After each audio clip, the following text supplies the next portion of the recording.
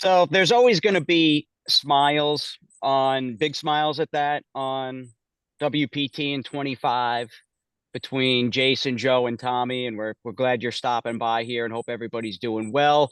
But there is sort of that finality feeling in the air, that melancholic vibe Saratoga is over, the Travers is in the books, but we've guys got a lot of unfinished business. We're coming up on a huge weekend, really coast to coast for the stable. Would love to welcome both Joe and Tommy to the show here. Our little broadcast. I'm in bucolic Saratoga Springs, sitting outside in the sun. You better be quiet, Z. I don't want any barking out of you. Where the record light is on. But Joe, I mean, starting with you, man. How about Travers Day? What a race!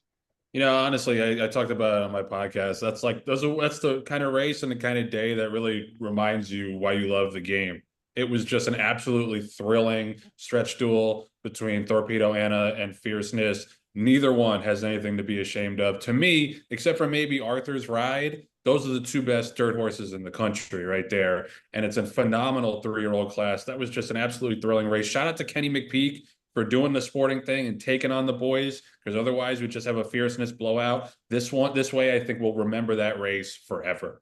One of the hands down greatest races I've ever seen. I mean, it really, really was. Like I thought back Saturday night, like in terms of like a religious experience and how I feel about it in my heart and soul, like the Holy Bull 94 Travers is really untouchable. I mean, that is the race that's up on the mountaintop that'll never be replicated. Although Tommy, and again, you weren't even born when Holy Bull was racing in his Horse of the Year campaign in 1994. If you were, you were in diapers. But I mean, as Joe said, that was a midsummer derby for the ages. Yeah, no doubt. And I think for the race to be as great as it was, and then for it to come down to Torpedo and Fierceness, when all the hype leading up to it for so long was centered around those two, and then to be that close to the finish, I mean, you couldn't write a story better than that. And props to Torpedo Anna. She did what she always does and just ran her eyeballs out. I'd be intrigued to see what Kenny does next with her. I would assume that she's probably going to be huge favorite in the Breeders' Cup Distaff at the end of the year, but just Fierceness is something else. And he finally disproved the fact that he can win 2 races in a row. And I would imagine now he's going to go for 3 in the Classic, which I don't doubt his abilities. No, and he'll go into the Classic fresh. Paired up two of the finest efforts of his career. And a Travers, by the way, I mean, not only did he win the Jim Dandy, which as we had talked about, and Joe, I mean, Tommy, you've been a Fierceness guy from day one. You were around him when he was just a wee little baby in the Kentucky Bluegrass when you were working at Lane's End. But Joe, I gotta give you credit, man. You on this broadcast on this show last week felt if he ran his race, he was going to be the most likely winner, and it was great to see him pair up those big races. As we pick up the the action rather on the backstretch, you've got Batten Down, who had no chance, Dornock in that second spot, pressing outside, and then of course Fierceness in the orange cap and Torpedo Anna third and fourth. I mean, Johnny got this horse to relax. The pace wasn't all that fast, and he was able to get the mile and a quarter. Yeah, I mean that was one of the reasons I liked him. That outside draw. I just thought he was going to get a similar trip to the one he got in the Jim Dandy, and he did. It might have been one more horse in front of him, but he got that perfect outside stalking trip. And I thought he was an overlay in this race. Like he was a dime under 4-1 coming off of the Jim Dandy win. Like people just continue to go crazy for Sierra Leone. And again, he finds too much to do. You want to say it's not his fault. He's up against the dynamics, his running style. I mean, he's right here. He's right here with Torpedo Anna as they come towards the top of the stretch. And he just got outrun by 2 better horses. So I'm a little sick of the Sierra Leone hype train. But man, Fierceness really, and this is right here. This is where I thought Fierceness was going to go off and win by 4 or 5 lengths. And Torpedo Anna, you got to give it to her, man. She just, as Tommy said, tries her heart out every single time. Even here, it doesn't look like it's going to be that close. But man, one or two more jumps, she gets them. Yeah, incredible effort. I was thinking, and again, she's been on our minds pretty much the whole year. Certainly, if you weren't aware of her ability, Kentucky Oaks Day on. But I had the thought leaving the races on Saturday, late Saturday, after watching this legendary Travers. I thought back to a tweet I had put on Twitter moments after watching her win the Acorn way back when on Belmont Stakes Eve, which in a way feels like it was 2 weeks ago and not a number of months ago. And she really reminds me, that was the tweet. More, I got the feeling watching her run that I did with all of those great fillies back in the early to mid 90s when I first fell in love with the game. The Sky Beauties, Heavenly Prizes, Inside Informations, Educated Risk, Dispute. I mean, you could go right down the line, and to see her not only win the coaching club easily, to come back and run a 111 buyer, nearly upsetting the 2-year-old champion while trying to become the first filly to win this race in more than a century. I mean, what can you say? She is my favorite horse in training. Now, let me ask both you guys. Season ended today. Joe, starting with you, who are you making 3-year-old champion? I mean, it's got to be Fierceness. Like he did have the double-digit length win in the Florida Derby. He beat clearly the best of his class in both the Jim Dandy and the Travers. It's him. Dornock's got the multiple grade ones. He's got the Haskell. He's got the Belmont. But I want the horse who's doing the best right now and beat the other like contender head to head, and he beat him pretty soundly. Do you agree with that, Tommy? Fierceness if the season ended today? Yeah, no doubt. If it ended today, I think it has to be Fierceness. Just what he's done. When you look at this entire season that he's put together, it's just been remarkable. And yeah, if it ended today, it's him. Of course, that may change with the result of the Breeders' Cup Classic, but for my own personal rooting sake, I still hope it's him. All right. So you had then Sierra Leone kind of clunking up a non-threatening third, and he got a great ride. I mean, was closer to the pace, and that was their intention. If they could get him a little closer without compromising his punch, that was Chad's goal for Flavian, and he pulled that off. But I mean, he had every opportunity to win, and again, was like a non-threatening, no response third or no impact third compared to the top two. So this was a Travers we won't soon forget. West Point, the stable had a couple of horses in on Saturday, including, of course, Vahva, who I could tell, guys, probably around the 3/8 pole, and she was up close, getting a pretty good trip inside, right off Money's Gold and Society. It looked to me like Irad was starting to ask her, and she just really wasn't responding as we've seen her in her last few races. She was kind of flat, wasn't she?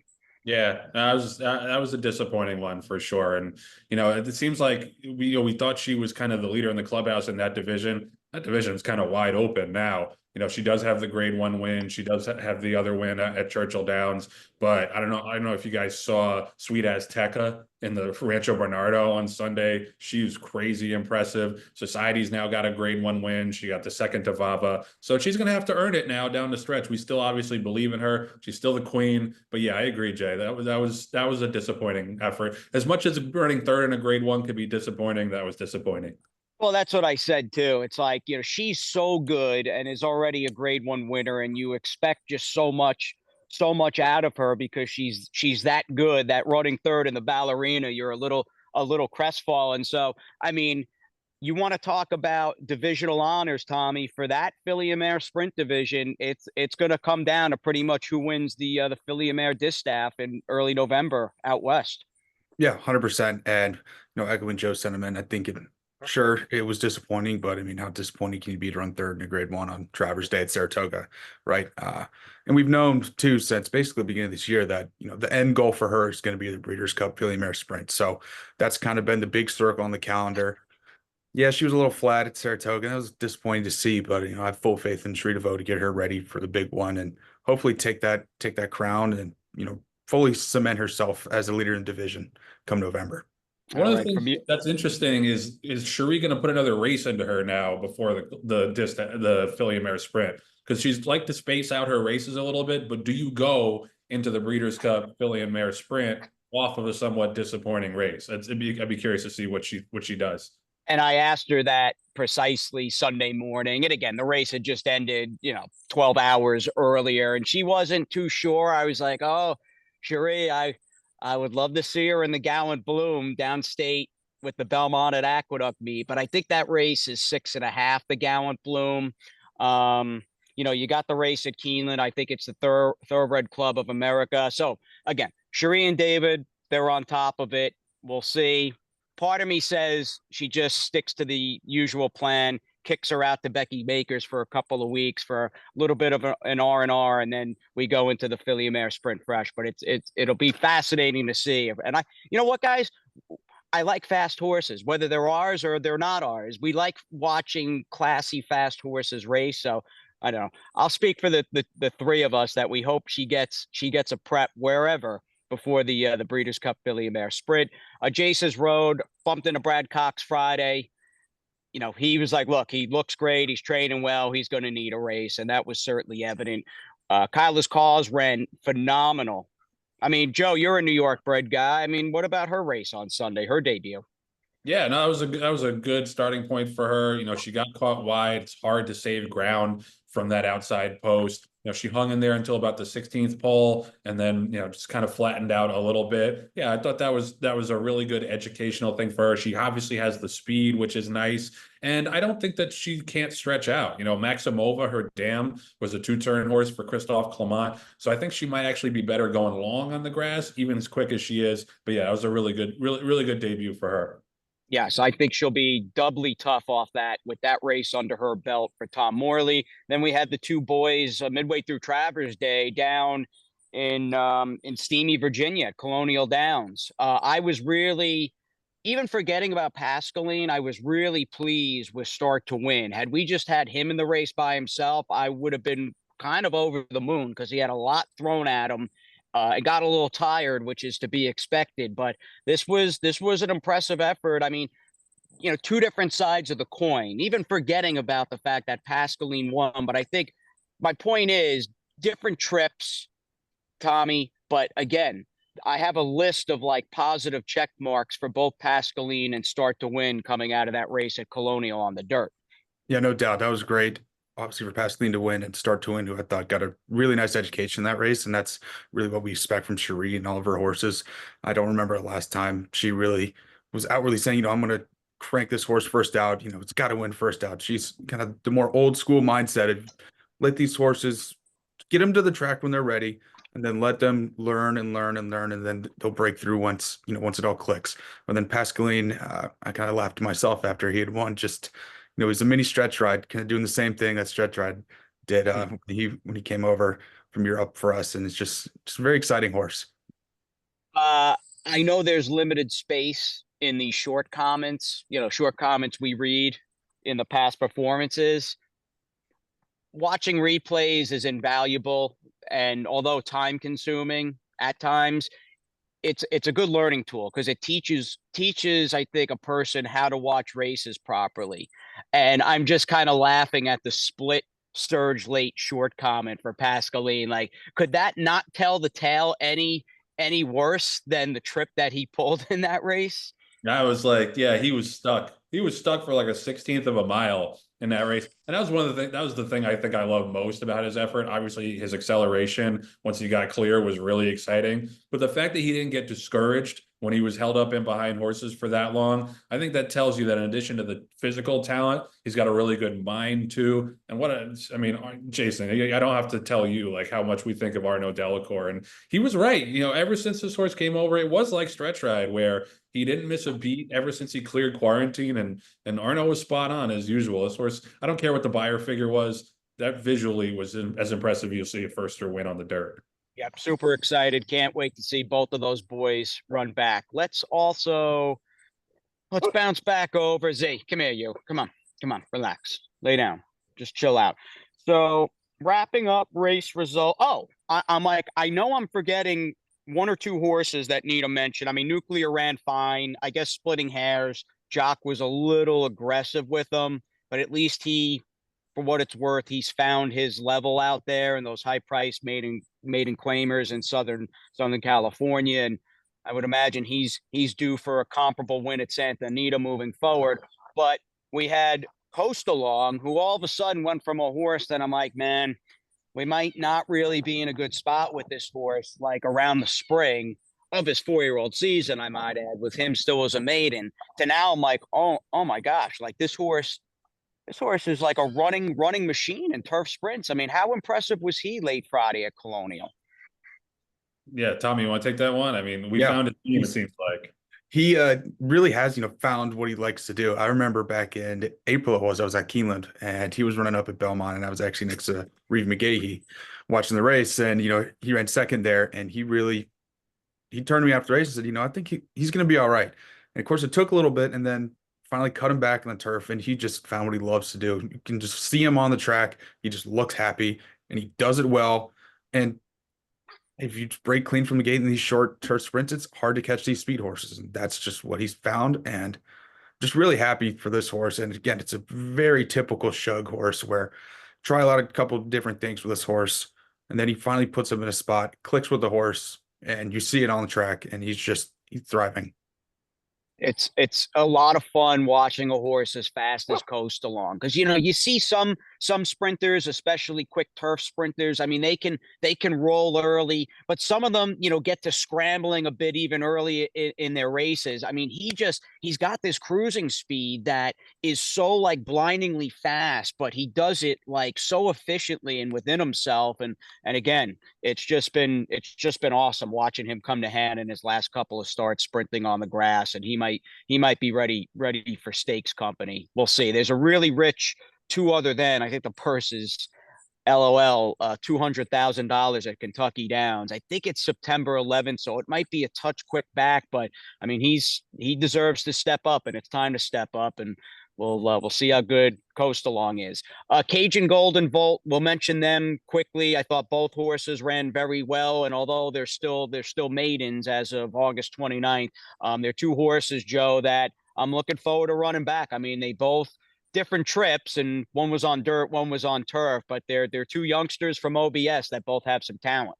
Yeah, and I like Cajun Gold's heart. I think it just both there were times in both of his races where it looked like he might back up a little bit, and then he put his head down. He kept trying, just got passed over the top both times by probably some pretty nice horses. He's a little late to switch leads in this race. I wonder if he's going to be better going on the dirt. Ultimately, I'd like to see him go 5.5 or 6 on the dirt, but it's very hard to complain with either of the efforts that he's put in so far. And in both starts, what I've noticed is the horse that he's chased ends up back in the pack. So he's pressed pretty fast paces and held on and been pretty brave. So I think we definitely got something with him. And for Volt, listen, it was Colonial, obviously, so the competition wasn't as stiff as it would have been at Saratoga or maybe at Churchill coming up.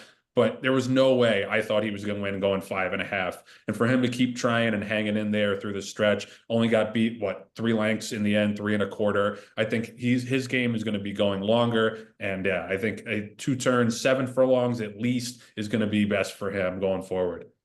Excellent. So a slew of entries as we get to the here and now. And again, it's coast to coast from Scarlet Avenue later today, and good luck to her. Boy, she was one of my favorite yearlings. Forget about filly or colt. I mean, she was near the top of the list back when we bought her, and I'm looking for. It's been kind of a long, winding road trying to get races into her, but I'm excited to have her back and healthy, and she probably needs one. But good luck to her, and I mean, this just keeps going and going and going. Closing weekend at Saratoga, gang. We mentioned that at the top. It's always bittersweet.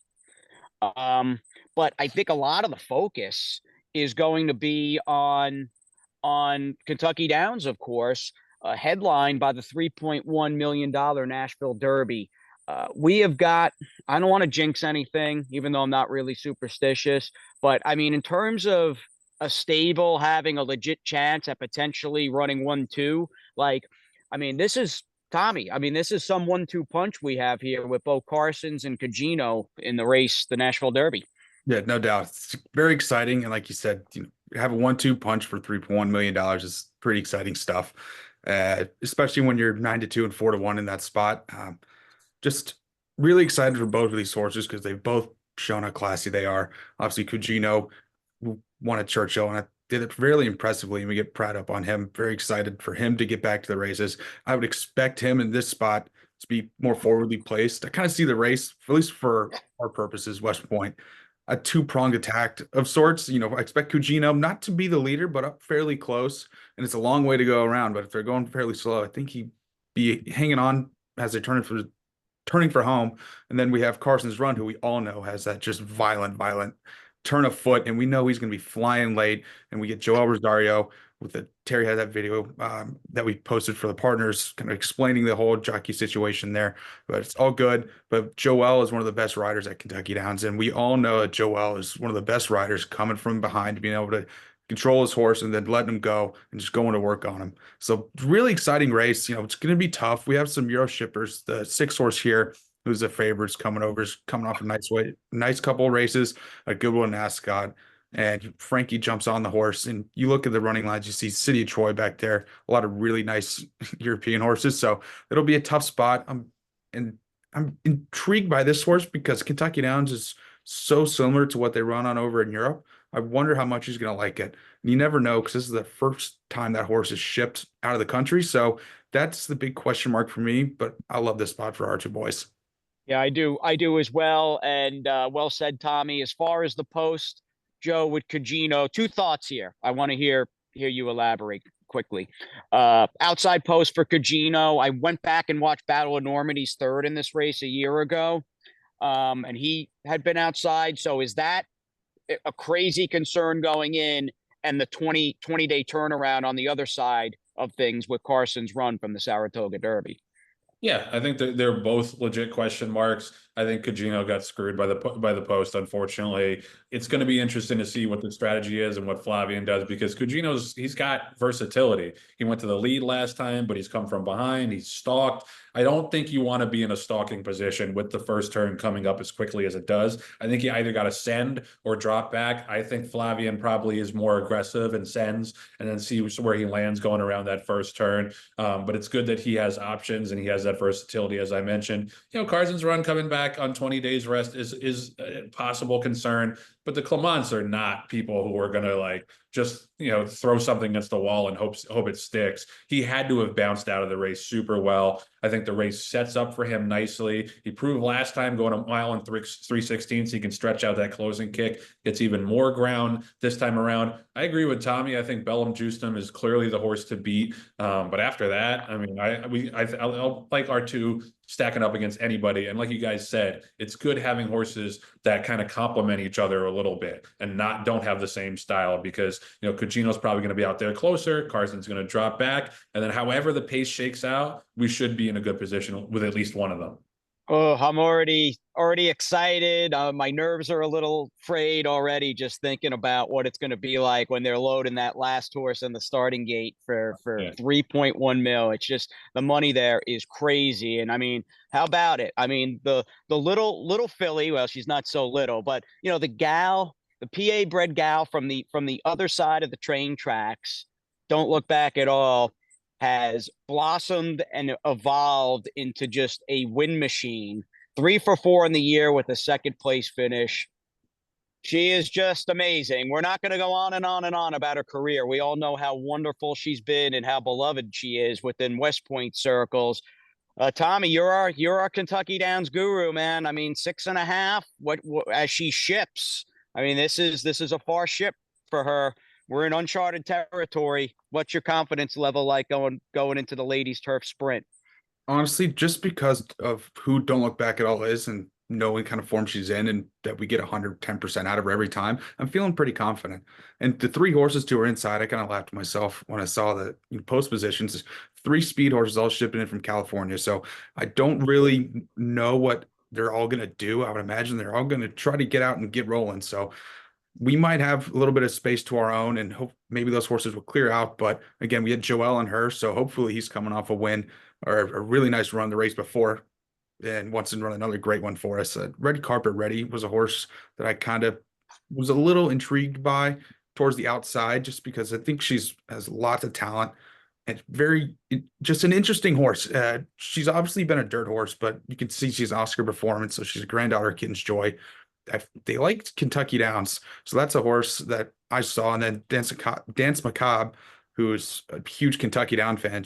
I think she broke her maiden there, and then she ran second last year. Maybe it was flipped around, but she's just a horse for a course. I love trying to find these kind of horses when I'm handicapping a race, because you know what to expect, because there's not a lot of horses that run run at Kentucky Downs year in, year out, and not a lot of them get to run there 3 years in a row. So that's a horse that's very intriguing to me. That's more than likely going to be coming away from the back. But I like our chances a lot with Don't Look Back at All. I think we can get that classic trip that she's gotten for the last couple of times with us.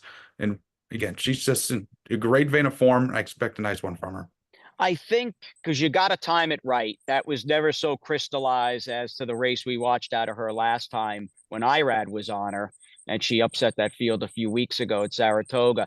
I think with Don't Look Back at All, who of course her and Danse Macabre, I mean they've got a great rivalry going too. I mean that's in the subtext and a key subplot to this race. But you know, Joe, as I think about it, I think that it like super almost never ending long stretch, basically a straightaway, even if it undulates a little bit, that might work to our favor with the filly who, you know, can kind of get her bearings off the far turn before she's really asked to hit high gear.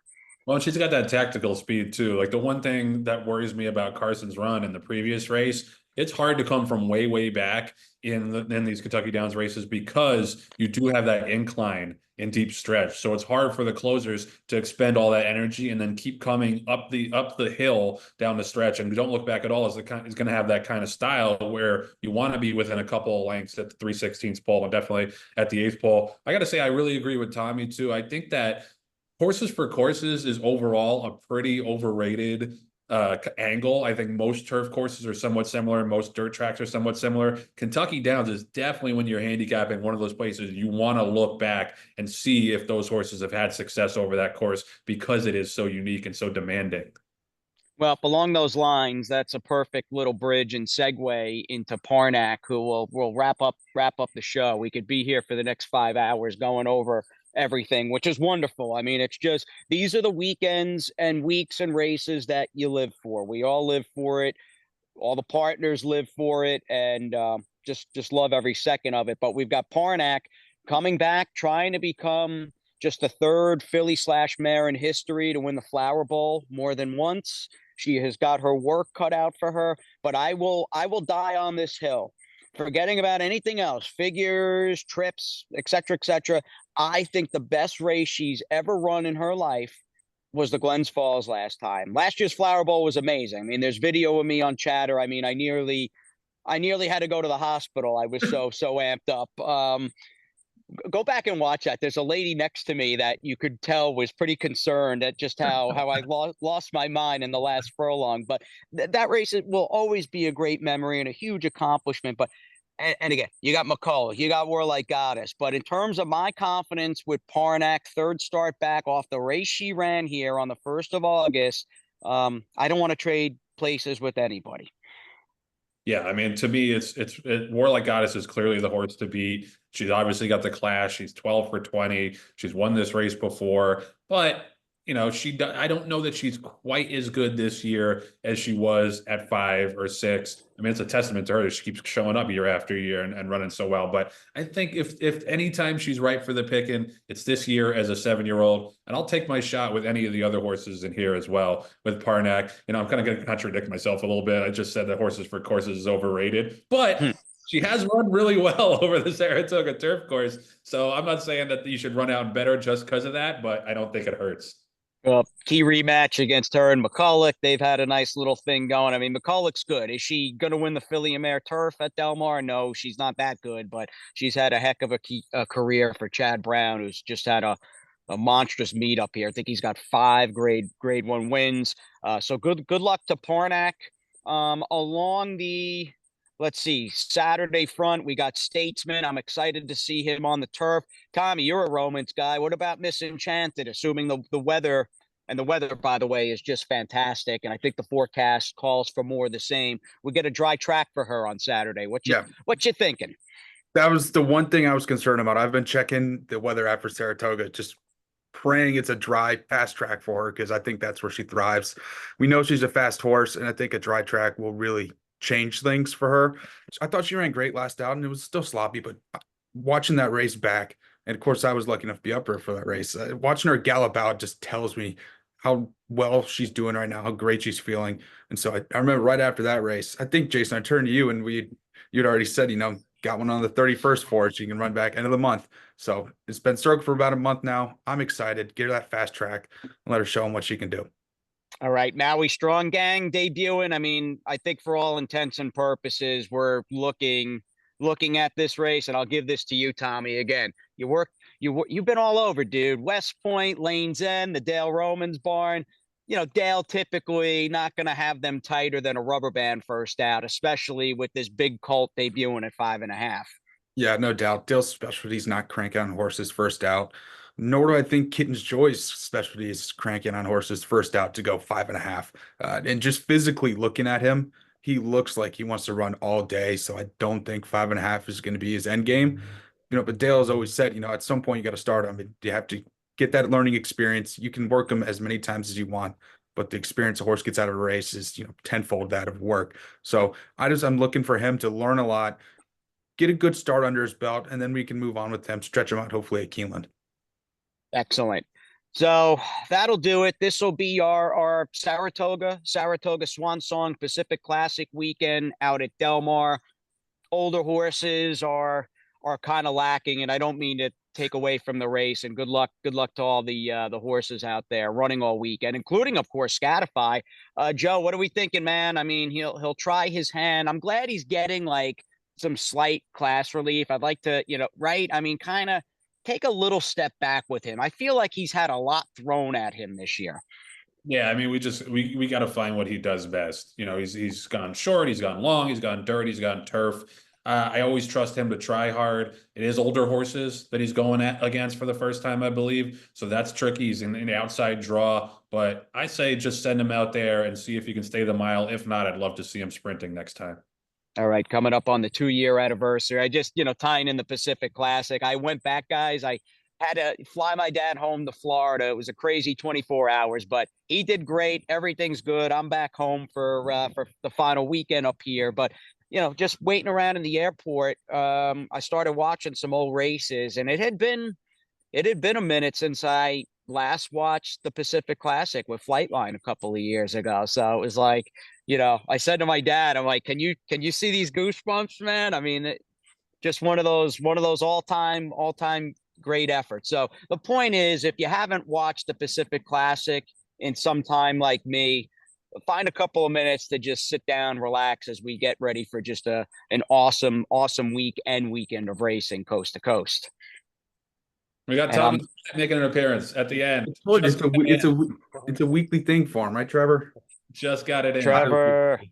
Trevor, hold on. So let's there she is. Yeah, there's my baby right there. You were pretty well behaved for the most part, but there's a tennis ball behind me, and she's she's waiting on it. Yeah, put that stupid iPad down. Yeah, close it up and give me some attention. Yep, and we've got our internal horse call in about 13 minutes or so, 13 minutes to post. So Z, you and I are gonna play fetch for a little bit. I'll play fetch with you guys when I see you in person. Okay, that's a promise to the two of you. Okay, I'll hold you to it. All right. Sounds good, boys. Have a good day and good luck to our horses. Okay, see you. See you guys.